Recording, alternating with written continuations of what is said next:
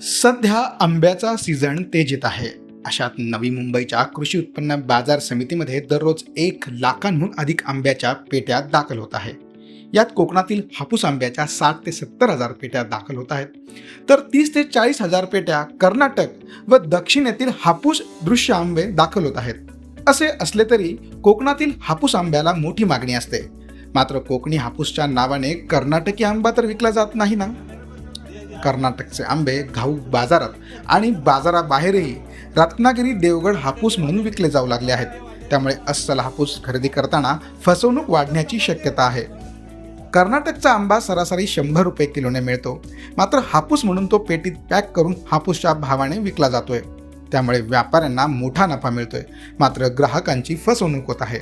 कोकणातील हापूस आंब्याची चव चाखण्यासाठी ग्राहक कितीही पैसे मोजायला तयार असतात. म्हणूनच तुमची फसवणूक टाळण्यासाठी हा व्हिडिओ शेवटपर्यंत नक्की पहा.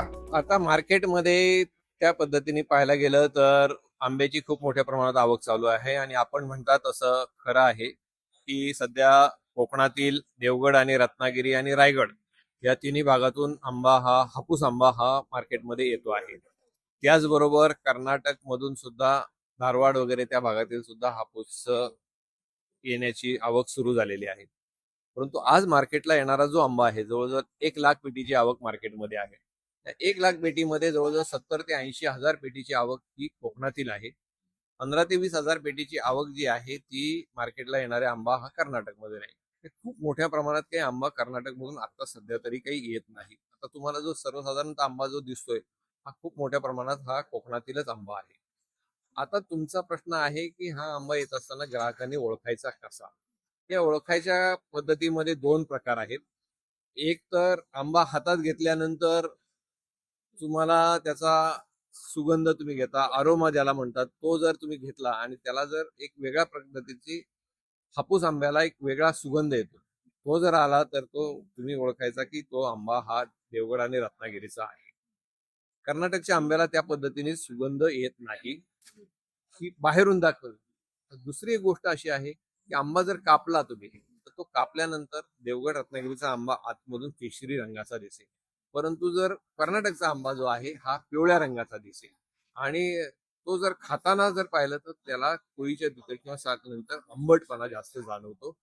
जसा रत्नागिरी आणि देवगडचा आंबा आहे, जसा सुगंध त्याचा अप्रतिम आहे तशीच त्याची गोडी सुद्धा अप्रतिम असते. त्यामुळे या 2 गोष्टीवरून ग्राहकांना हा आंबा आरामात ओळखता येतो. त्याच्यातही मी अशी आपल्या चॅनलच्या माध्यमातून ग्राहकांना अशी विनंती करेल की तुम्ही परंपरेने ज्या आपल्या खरीददाराकडे ज्याच्याकडे तुम्ही परंपरेने आंबा घेता त्याच्याकडेच घ्या. तो तुमच्यावर एवढे दिवस विश्वासाने आहे. तुम्ही त्याला सांगा किंवा मला कर्नाटकचा देऊ नको, मला देवगड रत्नागिरीचाच आंबा दे. तो तुमच्या विश्वासार्हतेप्रमाणे देईल, कारण की त्याचे जे बाजारभाव आहेत, आज जर रत्नागिरी देवगडच्या आंब्याचा जो बाजारभाव जर पाहिला तर तो 1500 ते 1800 रुपयापासून तर 3,500-4,000 रुपयापर्यंत आहे. म्हणजे 400 रुपये डझन पासून तर जवळजवळ 800 रुपये डझन पर्यंत कच्च्यामध्ये हा रत्नागिरी आणि देवगड हापूसचा आंबा आहे. तर त्याच्यामध्ये काय होतं, तुम्ही ज्यावेळेस हा कच्च्यातला दर असतो, तुमच्या चॅनलच्या माध्यमातून 1500, 1800 ते 4,000 पर्यंतची पेटी सांगितली आणि बाहेर गेल्यानंतर कधी कधी तुम्हाला 1,000 रुपयाला पण आंबा मिळतो, 1200ला मिळतो, 1500ला मिळतो, 1800ला पण मिळतो. त्याचं कारण असं आहे की सगळा आंबा जो कच्च्यामध्ये जो घेतला जातो तो सगळ्याच्या सगळा काही चांगला निघत नाही. त्याच्यातला 20, 25, 30% आंबा जवळजवळ खराब निघतो. म्हणजे जो खरीददार आहे त्याला त्या आंब्याचे पैसे होत नाहीत, त्याला तो आंबा फेकून द्यावा लागतो. मग त्याच्यातले त्याला 60-70% आंबा हातात येतो, त्याच्यावर त्याचे ओव्हरहेड वाढतात. त्यामुळे तो आंबा जरी इथे कच्च्यामध्ये जरी कमी बाजारभाव असला तरी तयारमध्ये त्याचा आंब्याचा बाजारभाव हा तुम्ही जर बाहेर पाहायला गेले 1000, 1200, 1500, 1800 पर्यंत मिळतो. तर दुसरी गोष्ट, कर्नाटकचा जो आंबा आहे हा कर्नाटकचा आंबा हा इथं मार्केटमध्ये हा किलोवर विकला जातो आणि तो आहे किलोचे रेट 60 रुपये 70 रुपयापासून ते 120 रुपये किलो. आता जर 70 रुपये किलोचा जर रेट असेल आणि सर्वसाधारणतः एका डझन मध्ये 3 किलो आंबा बसतो, म्हणजे ते 200 ते 250, 250 रुपये किलो डझनला हा कर्नाटकचा आंबा मिळतो. आता कच्च्यामध्ये तो बाहेर विकताना 400-500 रुपयाला मिळतो. ज्यावेळी तुम्ही 400-500 रुपयाचा आंबा खरेदी करायला जाल, साहजिक माणूस म्हणतो 800-1000 रुपयाचा आंबा कशाला घ्यायचा, 400 रुपयाचा मिळतोय तो घेऊया.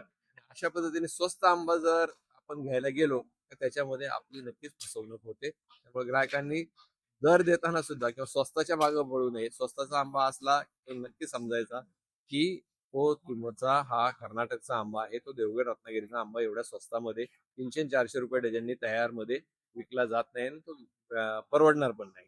सोशल मीडियाच्या भाऊ गर्दीत विश्वासार्हतेने चकाकणारे नाव म्हणजे लेट्सअप मराठी.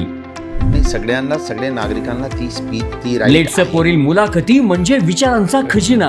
त्यानंतरच्या निवडणुकीमध्ये मला सोडून गेले. बातम्या केवळ वस्तुस्थिती सांगणाऱ्या, न प्रोपगंडा, फक्त जनतेचा अजेंडा. क्योंकि आने वाला कल जाने वाला है, जाने वाला कल आने वाला है. राजकारण, मनोरंजन असो की क्रीडा क्षेत्र, महाराष्ट्राची स्पंदने संवेदनशीलतेने टिपणारे माध्यम म्हणजे लेट्सअप मराठी. जगासोबत एक पाऊल पुढे राहण्यासाठी लेट्सअपचे ॲप, सोशल मीडिया आणि वेबसाईट सोबत कनेक्टेड रहा.